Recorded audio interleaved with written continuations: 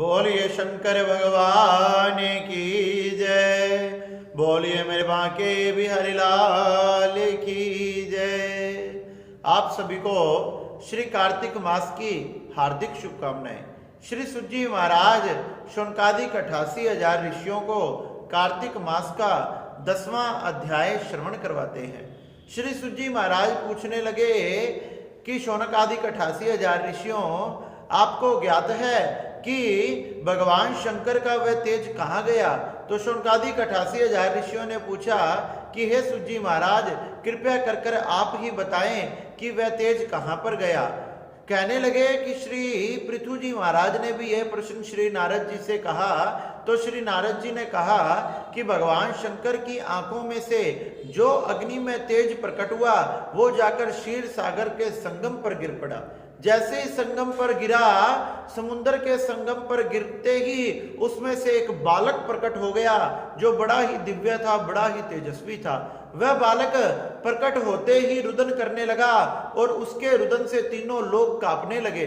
उसका रुदन इतना भयंकर था कि सभी देवी देवता, लोकपाल, यक्ष, किन्नर, गंधर्व आदि उसके रुदन को सहन नहीं कर पा रहे थे। सब अपने कानों को बंद कर इधर उधर भाग रहे थे। उसका रुदन इतना भयंकर था कि सभी देवी देवता इधर उधर भागने लगे तथा जब कोई रास्ता नहीं दिखाई दिया, कहीं से पता नहीं लगा कि यह आवाज कहां से आ रही है, तो सभी ब्रह्मा जी की शरण में पहुंचे। जब सभी ब्रह्मा जी की शरण में पहुंचे, सबने बताया कि हे ब्रह्मा जी, हमारी रक्षा करो, यह भयंकर रुदन पता नहीं कहां से प्रकट हो रहा है। जब ब्रह्मा जी ने ध्यान लगाकर देखा तो सत्यलोक से उतरकर श्री ब्रह्मा जी पृथ्वी पर आए। पृथ्वी पर आकर समुद्र के किनारे जब रोते हुए इस बालक को देखा, जैसे ही ब्रह्मा जी को समुद्र ने देखा तो समुद्र ने खड़े होकर प्रणाम किया और इस रोते हुए बालक को ब्रह्मा जी की गोद में सौंप दिया।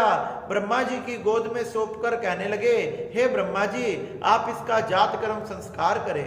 ब्रह्मा जी कहने लगे कि ये कौन है, कहां से प्रकट हुआ, कहां से आया? तो सागर कहने लगे कि मैं इन सब बातों को नहीं जानता, मैंने तो बस यही देखा कि यह संगम पर प्रकट हुआ तथा इसने रुदन करना प्रारंभ कर दिया। इसका रुदन बड़ा भयंकर है, चारों दिशाएं, 10 दिशाएं इसके रुदन से कांप रही है। हे ब्रह्मा जी, कृपया करके आप इसके भविष्य का फल बताएं कि इसका भविष्य कैसा होगा, इसका जात कर्म संस्कार करें। जैसे ही ब्रह्मा जी को सागर ने ये बातें बताई और ब्रह्मा जी की गोद में वो बालक था, इतने में तो ब्रह्मा जी की दाढ़ी को छेड़ते छेड़ते उसने ब्रह्मा जी का जोर से गला पकड़ लिया। गला पकड़कर ब्रह्मा जी का जोर से दबाने लगा और इतनी जोर से ब्रह्मा जी का गला दबाया कि ब्रह्मा जी की नेत्रों से आंसू टपकने लगे। जैसे ही आंसू ब्रह्मा जी के नेत्रों से टपके, ब्रह्मा जी ने बड़ी मुश्किल से अपने गले को छुड़वाया।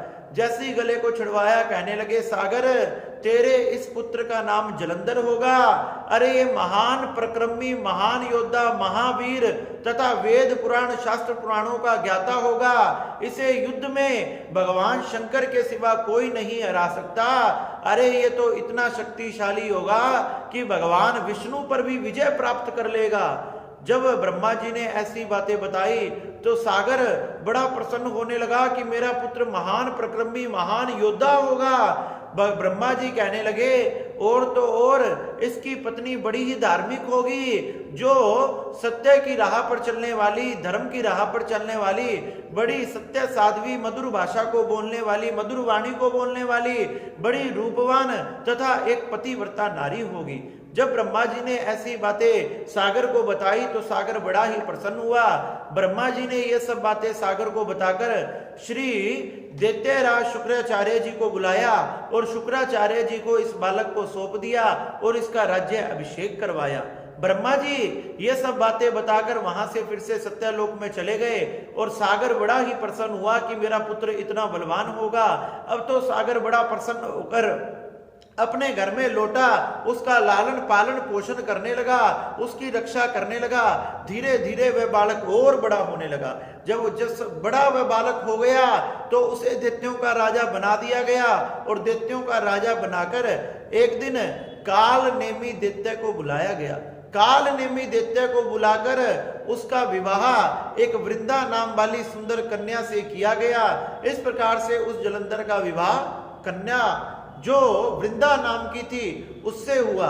सागर अपने पुत्र तथा पुत्रवधू को देखकर बड़े प्रसन्न हुआ, लेकिन पुत्र ने धीरे धीरे धीरे धीरे चारों तरफ अपना आतंक फैलाना शुरू कर दिया, अपना पराक्रम, अपना वीर योद्धा दिखाना शुरू कर दिया। चारों तरफ अब तो जलंधर का ही नाम होने लगा। दैत्यों का राजा बनकर चारों तरफ उसने हाहाकार मचा दी।